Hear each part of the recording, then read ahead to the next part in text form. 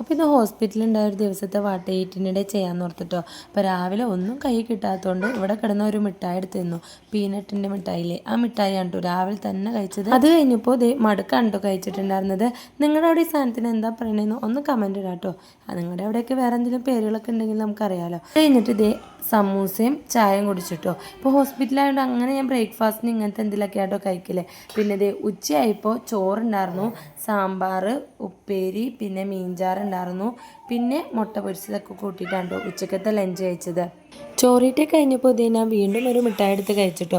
ഇപ്പോൾ നബിദിനൊക്കെ കഴിഞ്ഞുകൊണ്ട് ഒരുപാട് മിഠായികളൊക്കെ ഇരിക്കണുണ്ട്. വന്നും പോയി മിഠായി ഇന്നലാണ് പണി. പിന്നെ ഇതേ അത് കഴിഞ്ഞപ്പോൾ അമ്പഴങ്ങ ഉപ്പിലിട്ടുണ്ടായിരുന്നു, അത് കഴിച്ചു. നല്ല എരിവായിരുന്നു കേട്ടോ ഈ സാധനത്തിന്.